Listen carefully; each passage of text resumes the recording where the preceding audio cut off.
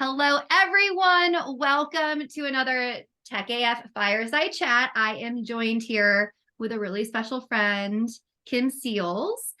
Kim is a partner of the Jump Fund. The mission of their micro VC firm is to invest women's capital in female-led companies, which we love, with growth potential in order to generate a strong financial return and elevate the role of women in business.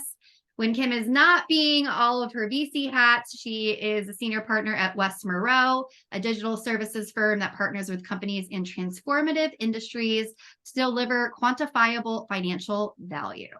Kim, it is such a pleasure to see you. One thing that I want to add, so I've been talking about you all week, and how I describe you is I'm like, Kim is super genuine. She's the nicest ever. She's got an amazing dog, and I'm just always super comfortable talking to you. So I'm really excited to have you here today. And I just want to share something from Friday of what just like witnessing how amazing Kim is. She brought a banker over to one of her portfolio companies. So I was talking to my friend Jen, who's the CEO of Inclusive, which is an amazing platform that is making conversations easier for corporations and groups and so on and so forth. She's been working on this company for the entire time that I've known her, and Kim is invested in her business. And Kim runs over with a banker and she's like, hey, you need to meet this person. And it's just another alternative form of capital, which everyone knows I talk about all the time. And so I just really love that, Kim. I thought it was incredible. So welcome, and thank you so much for being here. For having me, and thanks for giving Scout a shout out because she's right there, and at some point she will pop up and say hi. So it's good that we've already acknowledged she's in the room, so that when she decides to make her presence known, it won't be a big shock to everybody. Oh no, we are always looking for cats and dogs and babies. Like we get everything in the background. So we're pretty used to it. And then I know Ashley's always like, yeah, Kim has an amazing dog that even has her own Instagram. Yes, So, yes. And we do it to raise awareness for animal rescue. So Scout is a rescue from Paws at Landville, which is the largest, oldest no-kill animal shelter here in Georgia. And so we like to do a lot of promoting through Scout's Instagram on just how special rescue dogs can be. love it. All right, I just spotlighted you. Okay, let's get into our questions. We always like to open up with something that just kind of allows you to talk a little bit about yourself. But why don't you tell us a little bit of your journey and what inspired you to pursue a role in venture capital? Sure. I'd love to talk about this because it's such a non-traditional path, and it really shows that everything isn't always so cookie cutter, and you can find your own way depending on what you're looking to do. So, by background, I'm actually an HR and talent strategy person. So, I started my career in corporate HR roles, and then ultimately went to become a consultant when I moved to Atlanta in the sort of late, I guess, 1999, 2000 kind of time frame. And one of the places I ended up in my consulting career was a company called Mercer. And Mercer is a large global HR consultancy. And we were doing some research with the World Economic Forum. And one of the pieces of research we were doing was this topic called When Women Thrive. And we were looking at the economic imperative of keeping women in the workforce on par with men. And we were doing some of this analysis about the real economic impact, the effect that this would have on GDPs in countries around the world. Again, just keeping women in the workforce just at the same rates that men were in the workforce. And through that research sort of came this awakening sort of aha moment for me about the women that were leaving traditional corporate roles and going in to start their own businesses. And so this was, I would say, 2012 kind of time frame, right? So about 11 years ago.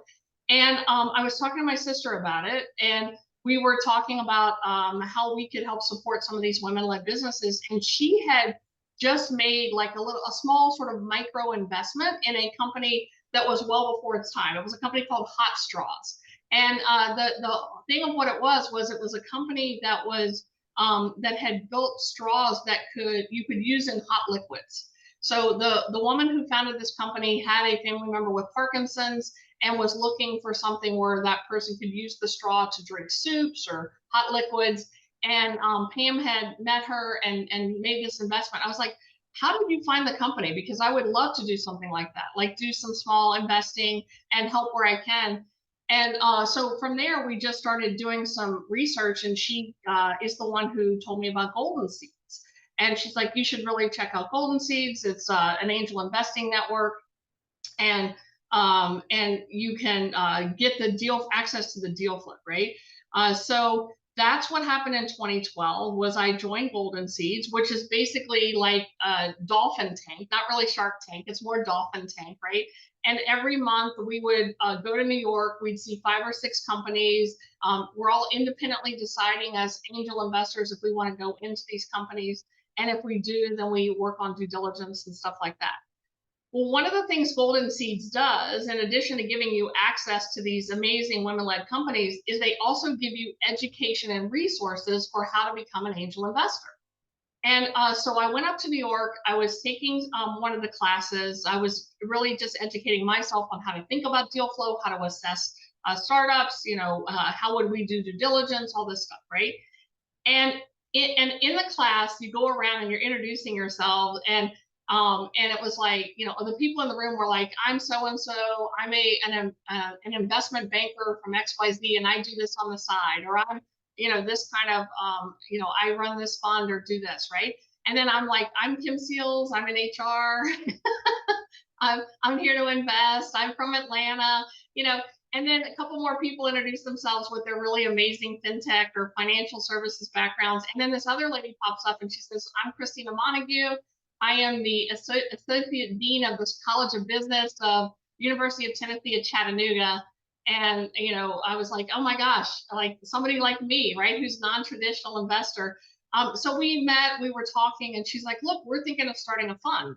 Like I've got some other amazing women I know in Tennessee, and we're really tired of not seeing women on the pitch stages, and we don't see women getting the capital. So again, this is 2012, early 2013.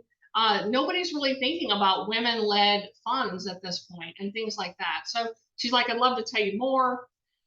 So long story short, I came in as an LP in the Jump Fund when it was first being set up in 2012.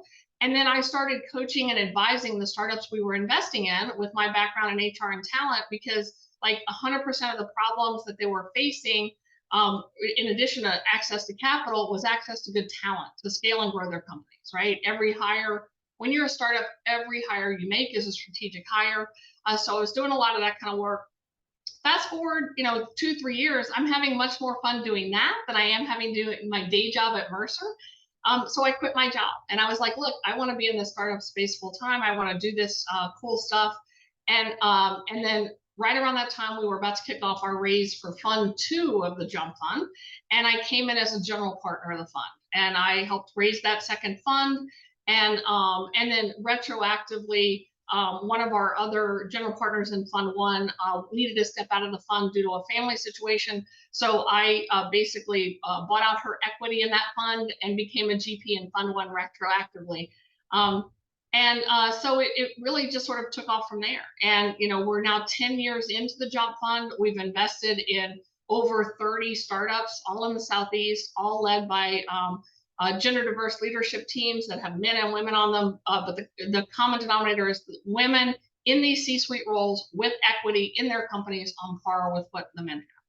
So long answer, Kristen, but that's how we got here. Oh my God. That's so amazing. Okay. So we talk about Golden Seeds as a resource for women frequently. So I've got to imagine in 2012, they probably didn't have all the chapters that they have now. Was New York like the sole place? So when you went there, it was like they had 3 primary chapters: Boston, Silicon Valley, and New York. They had smaller chapters, like I think they had a small one in Texas, but that was it. And one of the things that I helped do with a couple of other individuals who were based in Atlanta is we started the Atlanta chapter of Golden Seeds, right? But they didn't have that back when we first got started. And because through my job at Mercer, I was in New York several times a month anyway, so it was super easy for me to get to the meetings and see the deals and do all that kind of stuff. So it wasn't that big of a deal to be in New York, but we knew we wanted to start a chapter in Atlanta. And now it's, I think, a really nice sized chapter. I think there's like at least 15-20 folks in the chapter now. So you're such a pioneer. I mean, even now it's 2023 and women still make up a really small percentage of most venture traditional funds. This is Yes. 11 years ago when super non-existent, right? So Yeah. I Yeah. Back. commend you. Thank you. You're amazing. Um, Yeah. and Yeah. you're not just like talking about supporting women, you actually like really truly support them, which I think we all say, like, how do you support women the best? Get money in the hands of women so that they can put that to use, and then it creates more money. And I want So to go back to something you said earlier, Kristen, about the thing that happened on Friday. One of the things you'll find about me is I do not push venture capital money on everybody. Like, there are other ways to fund your business that are just as helpful and productive to entrepreneurs. And venture capital is not right for everybody. And so, in that particular case with Jen and what she was looking to do, it's like, hey, this is a cool, interesting bank. You should look at what they're doing.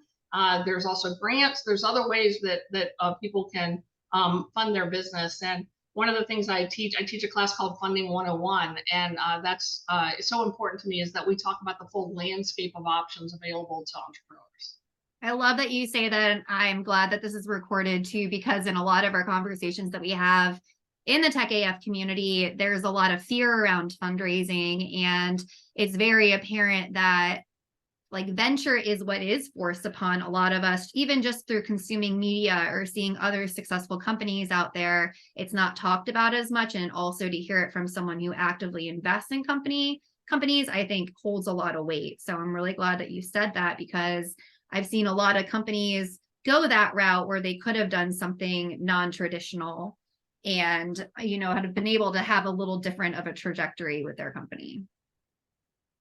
I also love that you call yourself a non-traditional investor as well, because I would say probably a majority of us founders in the community also consider ourselves non-traditional founders as well, just because we all come from different backgrounds, different careers, industries, that sort of thing. And a lot of us are solving our own problems or problems that we experienced in those roles. So I just think that's super strong. Let's see. So you told us a little bit about the Jump Fund already. I'm super impressed with a lot of the companies you have in your portfolio. I think that I wrote a post in our community about some of them, like the Fearless Fund, for example, or Inclusive, one of my favorites. I don't want to like make you pick a favorite. So maybe not say like what is your favorite investment and why, but maybe talk to us about an investment that you've made that you felt super impactful in that you're proud about.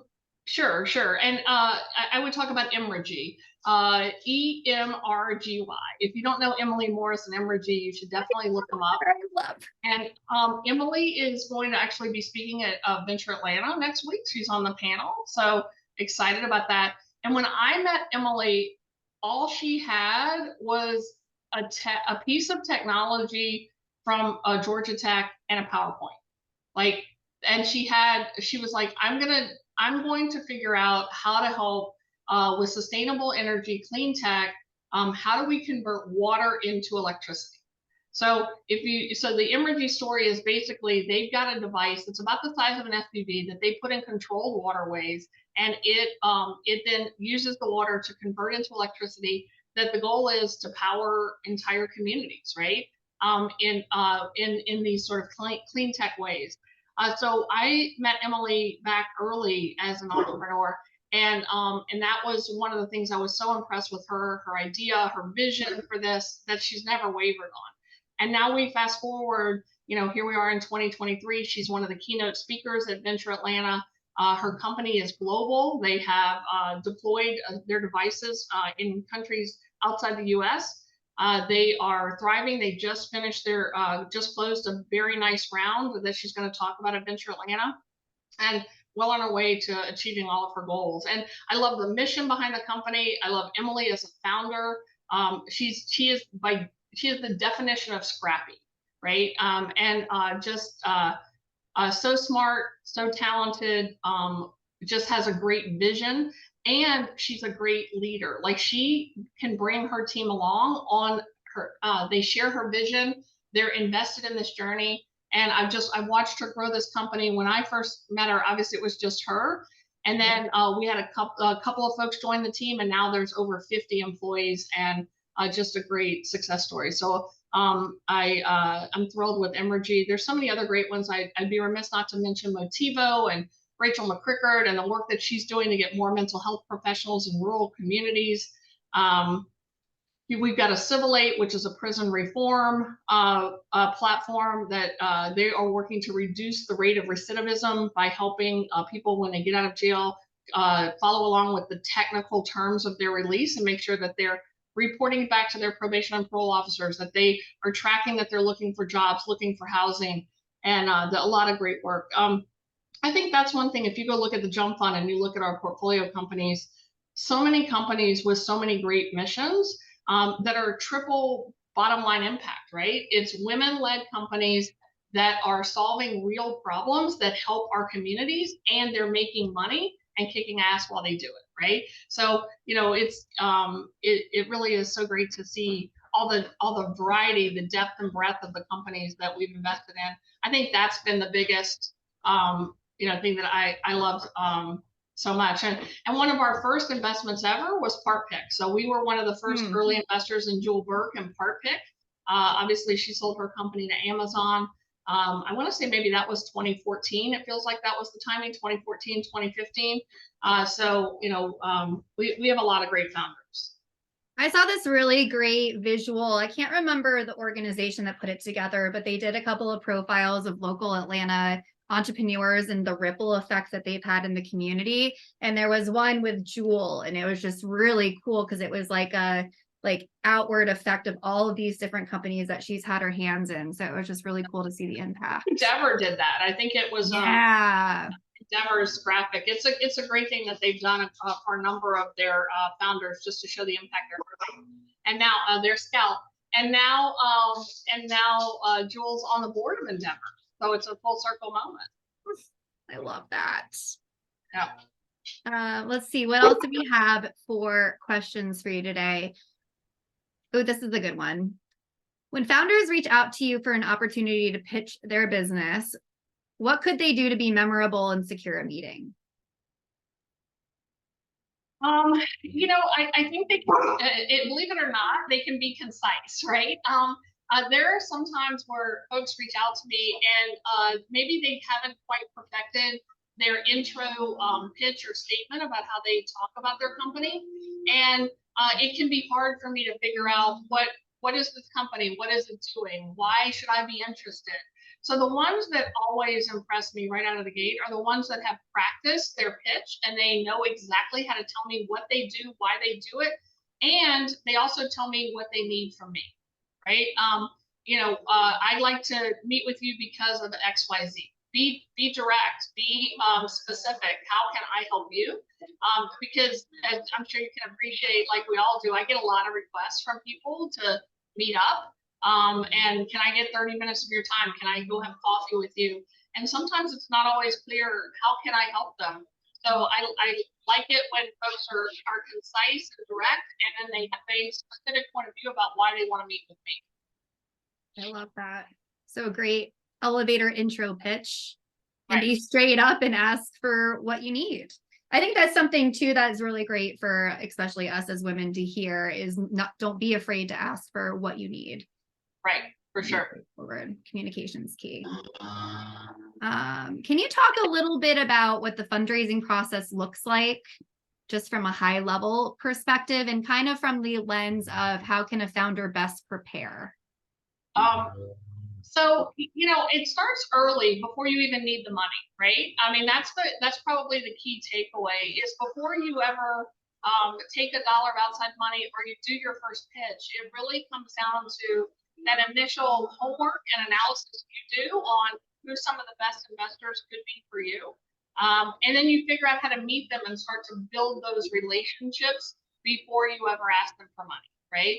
So I think that's important to know. There's a lot of pre-work, a lot of getting organized around what this funding landscape looks like, who's who are the players, who might be interested in funding my business, things like that.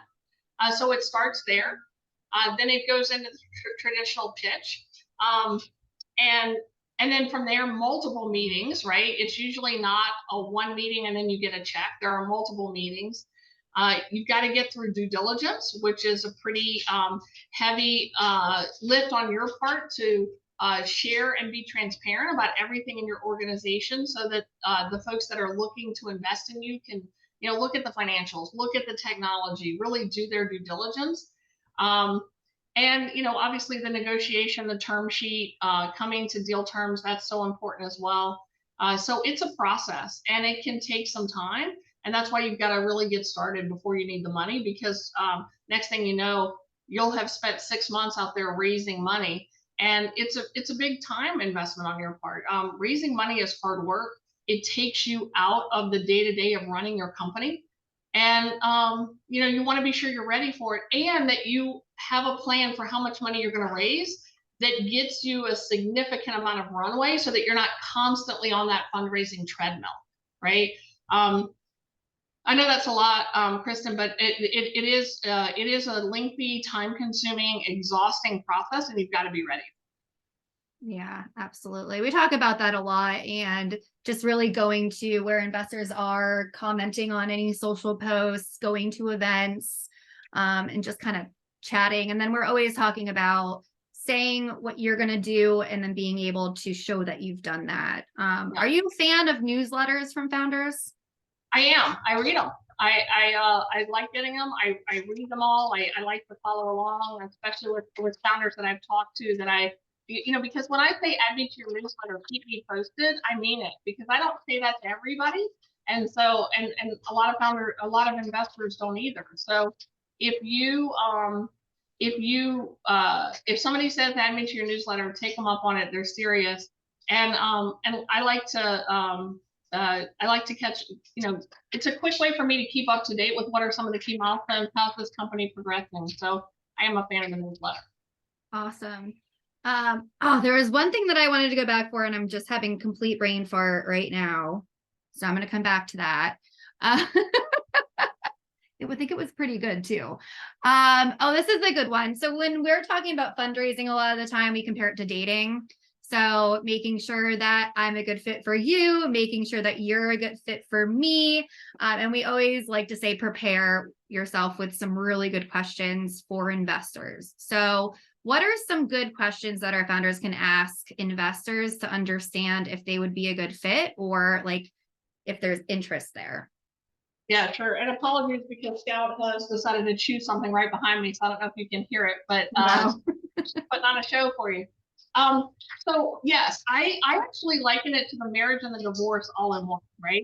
So you are deciding who you're going to get in this relationship with, knowing that you're going to exit this relationship at some point, right? And I think it's really important for you to interview the investor as much as the investor is interviewing you, and to want to understand, how do they work with founders? Like, what does the ongoing relationship look like? Once the check is written, what will our relationship be? Like, what expectations do you have of me in terms of meeting? How will you be helping give me advice and direction? Are you taking a board seat? Are you taking a board observer seat?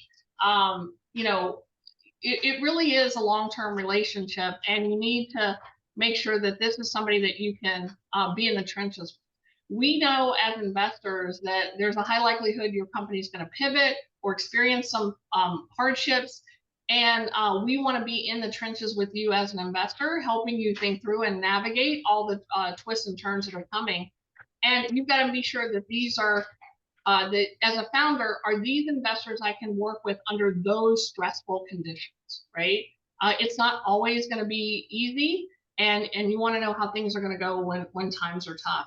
And I've seen entrepreneurs end up having to buy out their investors because they didn't turn out to be the right ones, and that's never a great situation to be in. It's best to do your homework up front and really evaluate these investors just as they're evaluating you. I love that. Marriage and a divorce. Mm-hmm. This in the same breath, which makes a lot of sense, right? I love that. That's going to be one of my favorites there. Oh, I remembered what I wanted to ask you. So this isn't our list, but I love the fact that you brought up non-traditional capital and how VC and traditional venture isn't always a good fit. Any insight you can give? So if I'm a founder and I'm like, am I venture backable, or should I explore alternative options? what are some questions that I can be asking myself in order to reach that decision? Well, I would look at the competitive landscape. Who are others in your space, and have they been able to secure investors, right? That's always a good indication for you of whether or not your company, are there VCs in your space that invest in what you're building, right? Um, so I would look around and see others that have come before you and where did they raise their money, right? In some cases, like let's say you have a consumer products company, it's possible that you might get your investment from an actual corporation that has a venture capital arm, right? That might be the way you go versus just traditional VC. Or the other, I was at, you mentioned Fearless Fund. I spoke at the Fearless Fund conference a couple of weeks ago, and I met a founder who was, she's writing a whole series of books. And there are books around how to help people in the Black community save more money, accumulate more wealth. But it starts with educating the children on good financial principles and things they need to know, right? And so she and I were talking, and she's like, I don't know where to find investors. So one of the things that one of my partners in the Jump Fund happens to be somebody who's very active in the artist community. And she was able to give us 3 sources of investors who specifically target art and other types of, sort of more in that sort of brighter artist community, that they're not traditional venture capitalists, but they are investors in that space. So again, it just comes down to doing your homework, trying to find those folks that do this, and that's how you can figure out, is my company venture backable? But maybe grants are the way for you to go, right? We have a lot of companies that get started and do very, very well with grant money. And I would say don't sleep on the grants because they're out there. You can find them, and they're non-dilutive. So I think that's a great way to fund your company as well. Yes, thank you for all of that. Those are some great tips. Okay, so this is a kind of a question around traction. So you've mentioned that you've gotten kind of into the early stages with founders. A lot of our founders either have their first product out there or they're about to launch it. What can a founder do to display traction that can be attractive to investors? Like that be a wait list? Does he have to be paying? Kind of talk a little bit about that. It varies by industry, I think, right? So very much what is your industry, and where do we want proof points for that industry? Obviously, if it's consumer product, we want to know you have a product that people are willing to buy. One way that I like to see traction on consumer products is I love Kickstarter, right? Or something like a Kickstarter where you went out there and you got people to sign up and buy your product before you built it, right? So even if you haven't produced it yet, you've got that wait list that, like you said earlier. If you're in healthcare, right? We've done some investment of durable medical devices, some healthcare tech. Those companies, they're years away from revenue. So what we want to see there is progress against a 510K. If you've got to get FDA approval, we look at grant money that helps us see that there's traction there. That's what we're looking at with healthcare. And then if it's pure play B2B SaaS, we're looking for paid pilots, not unpaid pilots, but paid pilots, right? Who's actually paying you to get in there and help them sort of, get started on this. You're getting started on it, and you're getting paid along the way. There's no reason why you should do a pilot for free. You're actually offering something of value to that company, and you should get paid for it. I love that you said that because I say that frequently and I'm always met with some blank stares. And then I was recently, I forget where I was speaking, but someone asked the question. They're like, so you really find no value in people not paying for giving away for free? And I was like, no, show me that there's value there and people are willing to pay for it. Well, I want to see if you agree or disagree. I'm like, even if you can get like a nominal amount, like $1, $3, at least you're getting something. But or cover your costs. Cover what's your cost for this pilot, right? yeah. Yeah, something that shows that the customer you have is committed to this like you are. Awesome. I love it. And I like also thinking about traction in terms of industry. So I would imagine that a good way for founders to kind of understand what's going on is to understand who their competitors are, at what point they're fundraising, where they were at that point. Right. Right. All that fun stuff. Yeah. And basically you're looking for what is my proof point that I have developed a solution to a problem that people are willing to pay me to solve. Right. And then focus on who is actually paying you to solve that problem. I'm just going to look at our chat real quick and make sure that I'm not missing anything here. About your story, so genius. What a great origin story. And then Ashley had said that must have been so fun to gather that way in New York City at the time. Obviously not practical for the long term, but so fun to think about. Now everything's virtual. And then Ashley, it looks like she has the question. All of us are early stage here, and many people are struggling to make it work financially. How do you usually see it take? How long do you usually see it take for women founders to start getting their feet under them? How do we get from here to there? Do you have any tactical advice? Yeah. That's such an individual question about how long you can do it, right? Most women tend to bootstrap their companies. That's how they get started. But I've also found that women-led companies tend to stretch a dollar further. So I think that just generally holds to be true as well. So I don't think there's any. It's not like 6 months or 12 months or 18 months. It's really based on your individual situation, because in those early days you're likely not paying yourself a salary. And we know that you've got to care for yourself and potentially a family, and who knows, right? It's such, I don't think there's like a formula for how long you should give it. You've got to make the best decision for you and your family. I would just say whatever you can do to not go into personal debt, right?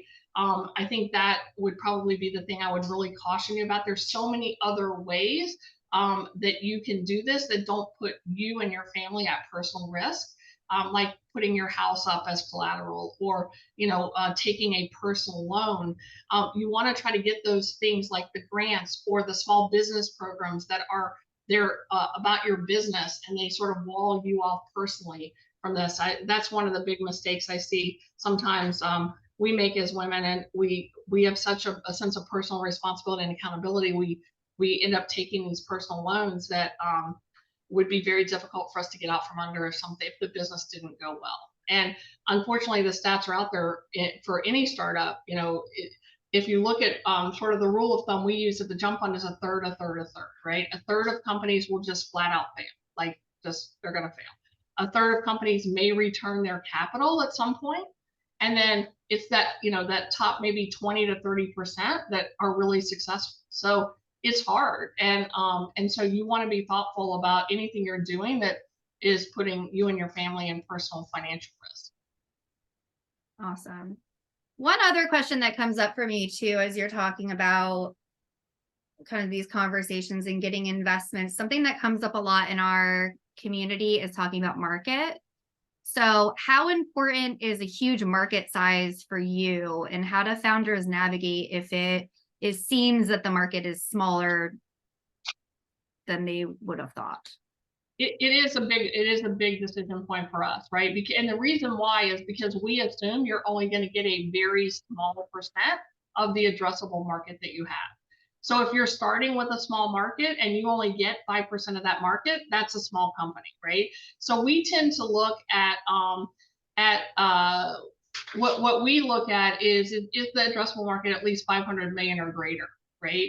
Because then we say, okay, what's the likelihood that you could get a company scaled and up and running, and $20 million kind of company, $100 million company? What's the real likelihood of that? And if you've got a very small market, let's say your market's only a $20 million market or a $100 million market, if we assume you're going to get 3 to 5% of that market, it's not creating a big enough company for us to invest in. So there is some math behind this, and that's why we always want to understand what is the addressable market.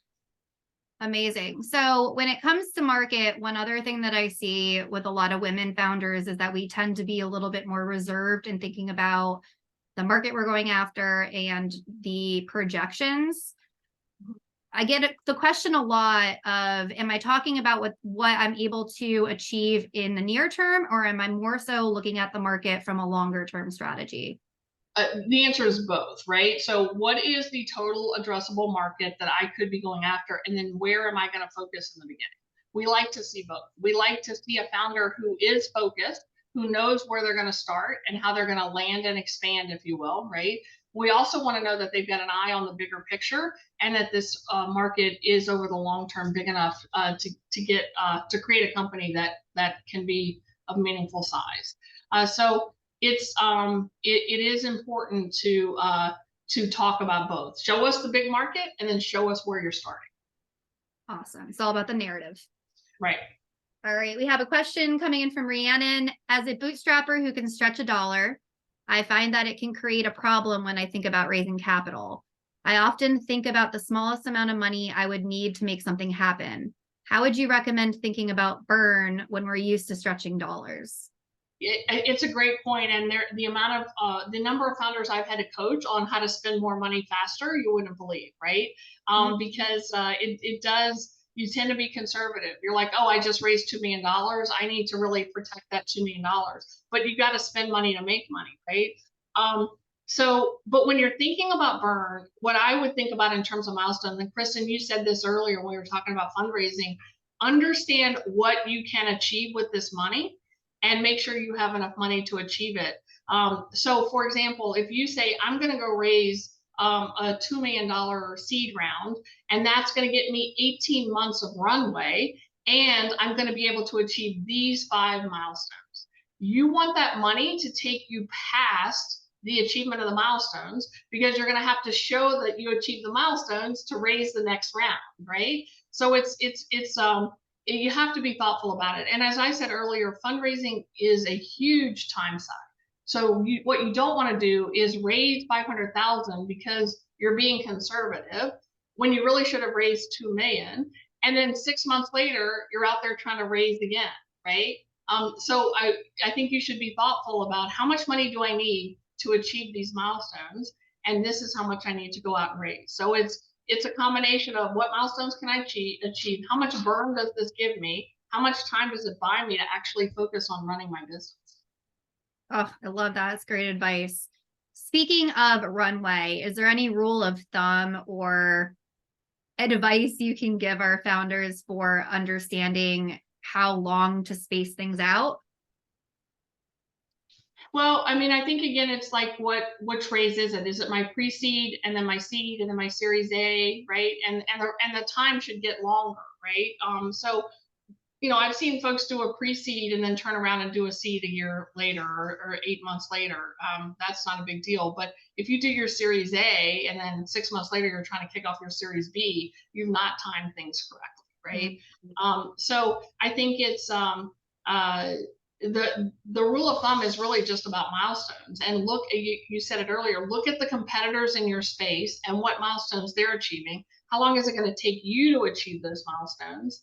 And then space it out, right? And really just kind of map out a bit of a timeline. Like, what do I think the next 18 to 24 months of my company looks like? But not only from a milestone perspective, but hiring people, and when should I be planning to bring them on, and how much money do I need to bring them on, that type of thing.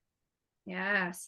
Well, it's really interesting in what you just said to me, as well as comparing the amount of time between some of the earlier rounds to the later rounds, and what instantly came out at me. It's so silly, but like, you're talking about spending the A quickly and then going to the B, and I'm like, well, did that founder buy a bunch of ping pong tables? Like, like, where are they spending that money for them not to have that much runway at that scale? So you just saying that paints the picture a lot more. It makes a lot of sense. I think that's great advice. Okay, so this is one that I really would like to get your opinion on, both as a pioneer women investor and as one of the investors in the Fearless Fund. So they have a lawsuit. It really makes, like, especially funds like the Jump Fund, who focus on women, programs like Tech AF focusing on women, the fact women don't even receive any venture funding and they're coming down on women, especially women of color. what does this say about the future of women-focused funds, people of color focused funds, as we kind of like step forward from this? Well, I think it's a pretty depressing commentary on where we are as a society right now, that this is where somebody's focused, right? Obviously we're proud supporters, champions, and investors of Fearless Fund, and we stand behind them 100%. And whatever we can do to support them, we've been in touch with Arian and Anna about how we can support. I think it's also important to note that the lawsuit is not actually against the fund, it's against the foundation, right? And the foundation that's deploying the grants, right? So I think that's that is just one clarification, but it does still kind of sort of create these this ripple effect in the community, and I think we're all watching it closely. As it relates to the Jump Fund,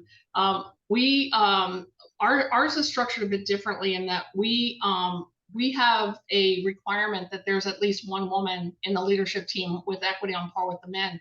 So we technically are not excluding men from our investment, because many of our teams we've invested in are gender diverse, and that's our goal. We don't want to see all women-led teams just as much as we don't want to see all men-led teams. We want to see gender diverse, racially diverse teams that we think have the better chance of success. I mean, the data is very clear there. As far as what I think it's going to mean in the future is, I think it's probably just going to affect the way folks write these write their guidelines of how they do things, right? I think in terms of how can we have a focus on the folks that need the support. They're underrepresented in terms of how much money women are getting, and specifically Black women. It's appalling, right? And so what my hope is that somebody smart somewhere figures out how to craft the right legal language to where we can still have these programs, because they're so important and so necessary. It's just so disappointing to see this lawsuit. And but I will say, if nothing else, Ayana and Arian are up for the challenge. And if you've not met them, you should meet them. They are phenomenal women, and the amount of messaging that they've been able to do to raise awareness, right, of the lack of funding for Black women, for women of color, for white women, they're doing a phenomenal service to the community just by having this platform now to be able to share their story and share the focus and why a fund like the Fearless Fund even has to exist, right? So I think there'll be so much good that comes from that point of view. And then obviously, I hope they prevail on the lawsuit. And I did get a chance to read their response, and they've got some pretty good things in their response that I'm hoping will help them ultimately prevail and win the lawsuit. You just like maybe want to cry, and then gave me goosebumps in like the same span of time. Because it really does. It makes me incredibly sad. And I know that we've talked about it a lot as a community, but the silver lining of having that platform, and they really do leverage that platform so beautifully as well. And so it really is putting a lot of focus, because I remember when I first saw the stat of women that received funding, especially Black women, at round 0. When I tell other people, it's amazing how many people are so surprised by that, right? Like it's that lack of awareness. And anytime that someone does learn that, it's like, wow, it really wakes you up and kind of shocks you a little bit. So the fact that this is mainstream now, people are talking about it. I love that silver lining that you brought up. So thank you. Yeah. Like thinking about how what good can come of this. All right, I got another question. This came from, I can't remember, Ashley, if it was one of our coaching calls, but we had Anastasia. Oh, this is what it came from. So Anastasia came and talked to us for a fireside chat as well. She had a meeting with, I think it's Peg. It was Peg who brought this up, so on the call. And she had brought up the article that, here's the quote: "We analyzed more than 2,000 venture-backed firms in the United States and found that women-led firms whose first round of VC funding was raised exclusively from female VC partners were 2 times less likely than those whose first round included male partners to eventually raise a second round. What's your opinion of this article? Well, I hadn't seen it before you sent it to me, so I appreciate you sending it to me. It was fascinating reading, and it really goes to show that funds like the Jump Fund, where we're focused on the entire ecosystem, that's why we are, right? So we one of the things and one of the reasons why we decided not to raise a third fund is because we wanted to spend our time working with our existing portfolio companies to help them continue their journey to fundraise. And that involves us helping them network with others who can invest in them and making sure that we are creating a network for our portfolio companies that involves people, venture capital and private equity that can fund our companies that are not just women-led funds, right? So that's part of our mission, is to raise awareness, to make those connections, to build those relationships. And in some cases, like for some of our companies that were making their raises. So there's one of our companies that we introduced to Mucker Capital, right? And that's a company, a big company out of the West Coast, a big funder out of the West Coast that we introduced one of our companies to. That's a connection we were able to make because we are building those bridges. And so I think it was just a reminder to me when I read that article about why we have to change the ecosystem as a whole and not just pieces of it. There is no silver bullet here. It's going to take a lot of different moving parts coming together for us to ultimately solve this problem. Because we are seeing women-led companies are still struggling with their Series A. And part of it is because they're not as well known to the traditional Series A funders out there. So how can we help change that and make sure we're not just keeping folks sort of siloed?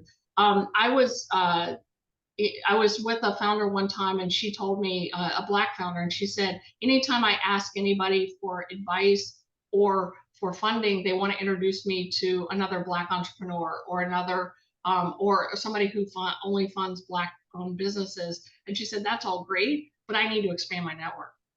And I need to make sure that I'm meeting everybody I need to meet on my journey as I work to build out my company. And I thought that was so self-aware to say, look, I appreciate and I need all the support I can get, and it's got to be a broad set of support. Oh, that's not the first time that I've heard feedback like that, and I think it's really important. Networking so important. Expanding out of a silo is so important, right? I was talking with one of our founders who had gone through a program focused on underrepresented founders, which was part of a larger organization that had this pretty big hub. And saying, it was a really great program, but the only people we met were ones focused solely under this underrepresented founding silo. There was never a point where we were introduced to some of the companies in the greater portfolio, which it's great that there's programs that have a focus, but when we don't look at the whole ecosystem as a whole and work together and bridge those gaps, right, it makes it really difficult. So I think that's really important to know. Yeah, one thing that happened to me, I was this probably would have been maybe 2018. I was going to the Collision conference down in New Orleans, and I signed up obviously as an investor to attend the conference. And I probably was maybe one of only 5 women check writers that were going to be there, right? And the amount of, I almost would say bombardment I got of events like, come to this women investor dinner, here's the lounge for female investors, here's this for female investors, like come do this. And once I looked at it, if I had done everything that I had been invited to do that was targeted at women investors, which was great and I appreciated the effort, I would have never been in the mainstream conference and I would have never met any of the other investors. So it was like, I have to find the right balance. I want to network with other women investors. I want to support other women investors. I want to do all that stuff. And I want to meet the male investors too, because we're not going to solve the problem of funding for women investors without men. We're just not. So how do we have that right balance of I needed the male investors to know who I was, to know who the Jump Fund was, to know who our portfolio companies are. And I couldn't do that if I went to all of the events that were setting up for the women investors. So it was sort of an interesting conundrum, right? Of you wanna be building a community. It's nice to know there are other people who look like me, who act like me, who are check writers, but I also needed to be in the mainstream conference too. Oh, this has been such a great conversation. So we've got about 5 minutes left. I want to open it up just in case anyone wanted to ask Kim a question or say something. And then if not, I'll kind of close it out with my final questions, but just wanted to give an opportunity.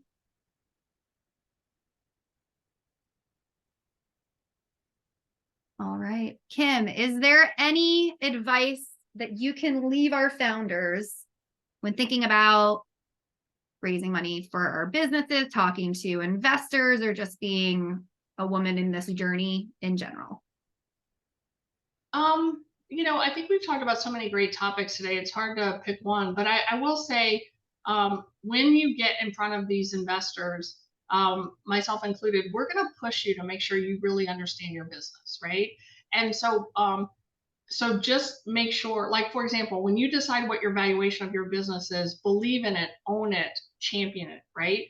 And when I start pushing you to say, what you're valuing your business at $10 million based on what? What does that look like? Some of this is, I want to see if you'll fight for that valuation, right? I want to see that you are confident in what you put together, that you know your projections, you know your business, and this is the right number. So, so don't always back down. Like, push back a bit and be like, oh yeah, this is why I have this number, this is how I got here, and I know enough about my business to stand behind these numbers. And so I think that's one piece of advice I would say, that always impresses me, when somebody's, even if I don't agree with their valuation, if they're willing to fight for it, right?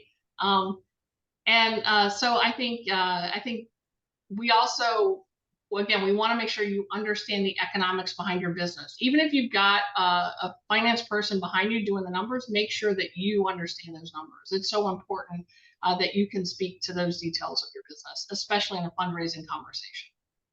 That's great advice. Oh, it's been such a pleasure speaking with you today.